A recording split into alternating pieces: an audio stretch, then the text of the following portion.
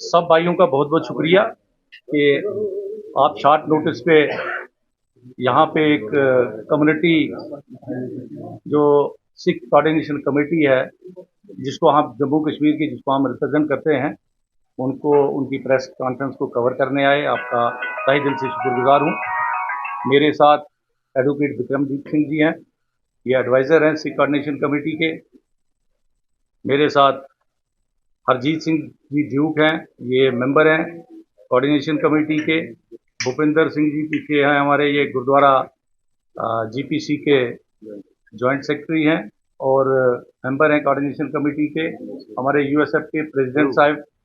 और हमारी जितनी भी संस्थाएं और ऑल इंडिया सिख फेडरेशन और बाकी संस्थाएं जो है, उनको वो सब आपके सामने मुखातिब हैं। और हम जिस विषय पे बात करने जा रहे हैं कि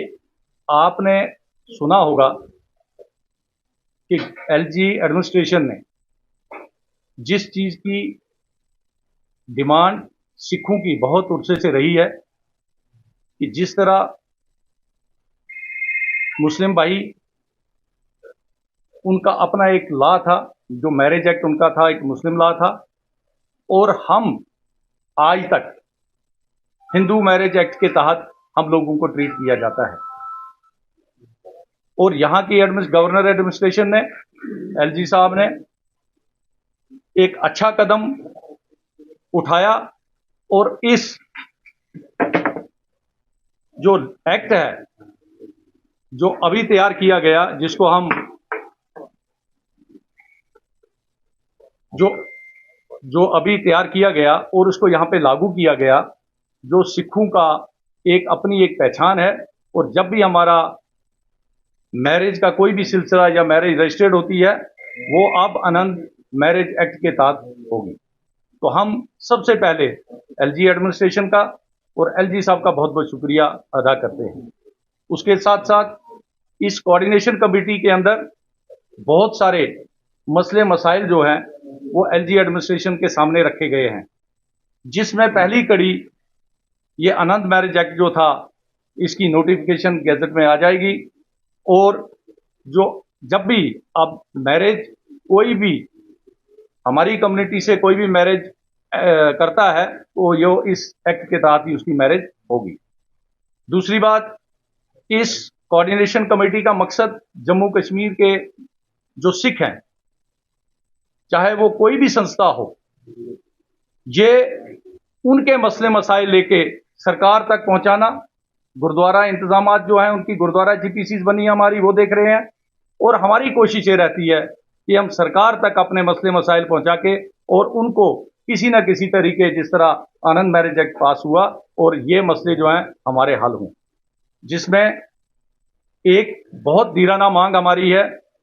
कि पंजाबी लैंग्वेज जो है उनको स्कूलों में नाफिज किया जाए।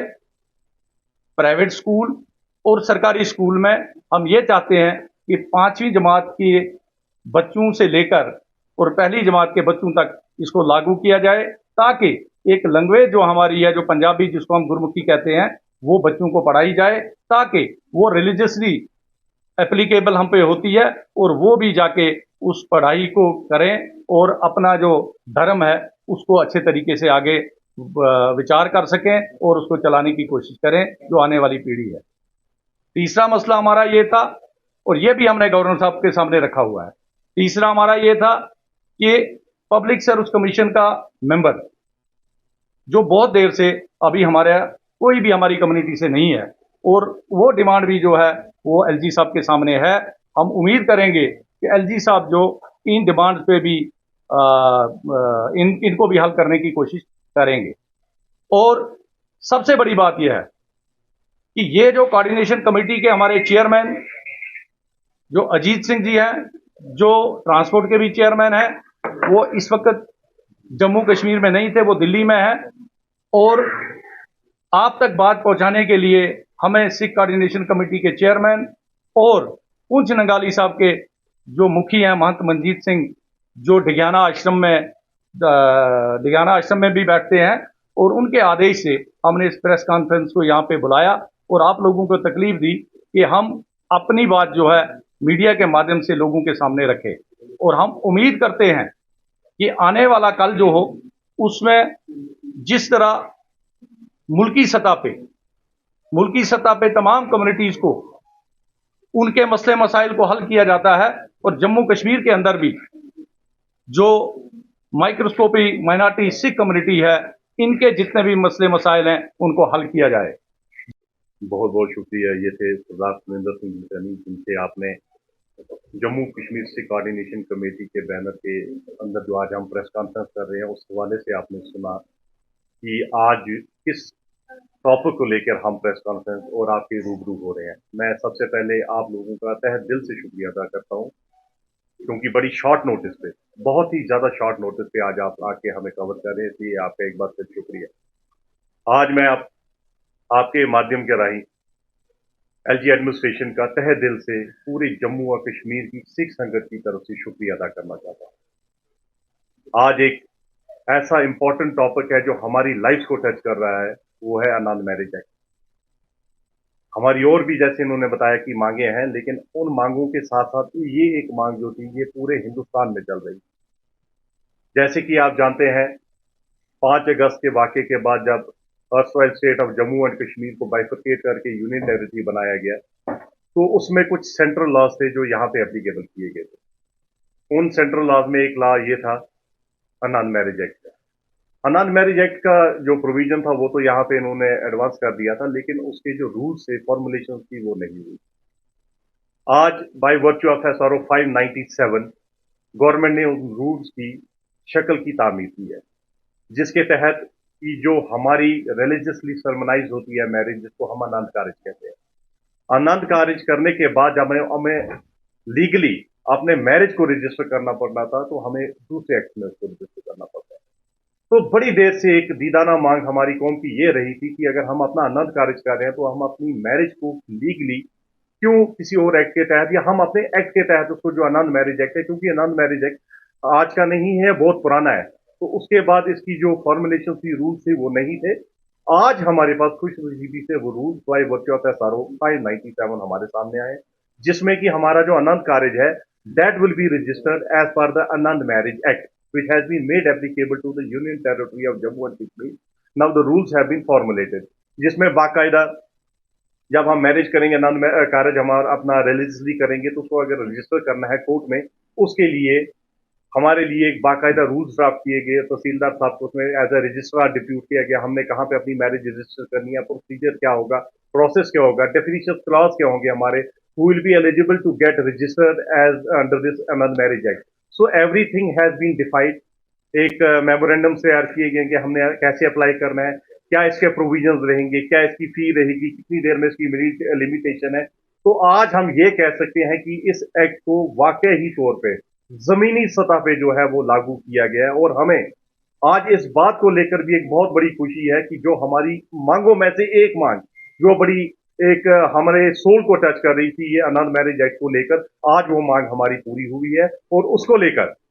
जैसे कि अभी इन्होंने बताया कि आज के बाद हमारी जो भी मैरिज होंगी, जो हमारे नौजवान जो मैरिज करेंगे, उनकी मैरिज अब लीगली सेटल होगी, that will be registered under the Anand marriage act. इसके लिए हम जहां गवर्नमेंट ऑफ इंडिया का शुक्रिया अदा करना चाहते हैं, वहीं हम अपनी एलजी एडमिनिस्ट्रेशन का भी शुक्रिया अदा करना चाहते हैं, क्योंकि उन्होंने, जैसे कि हम ऑल जे सिख कोऑर्डिनेशन कमेटी के बैनर के तहत चल रहे, जिनके चेयरमैन सरदार अजीत सिंह जी हैं, और मनजीत सिंह डेरा नंगाली साहब के जो मुखी हैं, उन्होंने पूरे जम्मू और कश्मीर को लेकर सिखों की एक जमात, जिसको सिख कोऑर्डिनेशन कमेटी का नाम दिया था, जिसमें कि पूरे डिस्ट्रिक्ट प्रेसिडेंट पूरे जम्मू से लेकर कश्मीर तक सारे लोग साथ थे। मैं ये भी आपसे वाज़ेह तौर पे बात आज ये कहना चाहता हूं कि ऊपर वाले ने जिसको इसका फल देना होता है वो तो ठीक है, लेकिन ये जो हमारी मांग थी, ये मांग हमारी आज की मांग नहीं है, जैसे मैं आपसे पहले भी कह रहा हूं। ये बात जरूर है कि ऊपर वाले ने हमें इस काम के लिए चुना, लेकिन जैसे मैं कुछ आपको बताना चाहूं कि इसको लेकर हमारा संघर्ष आज से नहीं बल्कि काफी सालों से चल रहा था। और आज मैं ये भी बात वाज़ेह तौर पे आपने कहना चाहता हूं, जहां जम्मू कश्मीर की सिख संगत हो, या इलेक्टेड हमारी गुरुद्वारा प्रबंधक कमेटीज हो, या गुरुद्वारा प्रबंधक बोर्ड हो, उन्होंने भी अपनी मांग को इसको लेकर बड़ी जद्दोजहद गवर्नमेंट के साथ की है, जिसमें हमारी पुरानी जीपीसीज थी, आज की जीपीसीज हैं जो इलेक्टेड है statutory provision Sikh religious gurdwara endowment act के तहत जो इलेक्टेड है, वो भी अपनी मांगे रखते हैं इसमें गुरुद्वारा प्रबंधक बोर्ड के जो हमारे एक्स प्रेसिडेंट थे सरदार त्रिलोचन सिंह वजीर जी, उन्होंने भी उसमें बड़ी जद्दोजहद की थी, क्योंकि बोर्ड के रेजोल्यूशन में भी काफी बार ये गया था कि कम से कम जो अनंत मैरिज एक्ट है उसको यहाँ पे लागू किया जाए। तो आज चाहे हम त्रिलोचन सिंह वजीर जी, क्योंकि अब वो इस दुनिया में नहीं रहे, मैं उनका भी नाम लेना चाहूंगा, क्योंकि उन्होंने भी उसको बड़े जद्दोजहद से फॉलो अप किया था। और हमारी पुरानी जीपीसी या आज की मौजूदा जीपीसी है, चाहे वो कोई भी जीपीसी हो, हमारी इलेक्टेड जो बॉडीज हैं उन्होंने भी किया था। आज जब सरदार अजीत सिंह की अगुवाई में सिख कोऑर्डिनेशन कमेटी जो सरदार माननीय महंत मनजीत सिंह जी ने बनाई है, हमने इसको बड़ा सीरियसली भी परस्यू किया और उन्हीं चीजों को लेकर हम आगे चले। आज हम शुक्रगुजार हैं गवर्नमेंट का कि उन्होंने हमारी मांग को सुना। हमारे चेयरमैन साहब जैसे कि सरदार सुरेंद्र सिंह चन्नी जी ने बताया कि वो यहाँ नहीं है, वो दिल्ली में किसी एक मीटिंग के सिलसिले में, नहीं तो प्रेस से उन्होंने ही मुखातब होना था। तो आज हमने ये समझा, क्योंकि जैसे कि अनंत मैरिज एक्ट किसी एक रीजन, किसी एक खिते को लेकर नहीं है, ये पूरी जम्मू कश्मीर की सिख संगत के लिए है। तो आज हमने भी अपना फर्ज समझा कि आज हम प्रेस के थ्रू हम गवर्नमेंट का शुक्रिया अदा करते हैं कि जब सबको लेकर साथ चलना है, तो आज उन्होंने हमारी इस बात को सोचा, क्योंकि हमारे बेहतर नौजवान भी यहाँ बैठे हैं जो ये सोच रहे थे और कई बार हमारा कॉलर भी आके पकड़ते थे कि भैया अगर हम सिख है तो हमारी मैरिज किस एक्ट के तहत रजिस्टर हो रही है। तो आज हम इस बात का कहीं ना कहीं उनको भी जवाब देने के काबिल हो गए हैं। दूसरी बात यह है कि जैसे अभी आपने देखा कि जम्मू में बंदा सिंह बहादुर स्टैचू को लेकर भी हमारी डिमांड थी। 26 तारीख को हमारा शहीदी मेला भी चल रहा है, जोड़ मेला भी होना है। तो उम्मीद हम ये करते हैं कि शायद उस डेट पे वो भी स्टैचू जो अनवील हो जाए, वो भी हमारी एक काफी देर से मांगे हमारी यही नहीं है, मांगे हमारी और भी हैं, क्योंकि जैसे अभी बहुत सारे मसाइल हैं, पंजाबी लैंग्वेज को लेके है, रिप्रेजेंटेशन सिलेक्शन बॉडीज में हमारी लेके है, क्योंकि अक्सर हमने ये भी देखा हुआ है कि पहले से लेकर कोई ना कोई सिख नुमाइंदा इन रिक्रूटमेंट बॉडीज में भी होता था, ताकि एक नुमाइंदी, हालांकि हम ये नहीं कहते कि वो किसी का फेवर करे, लेकिन एक उम्मीद सी होती है कि नहीं, हमारी जो कम्युनिटी है उसको भी रिप्रेजेंटेशन मिले।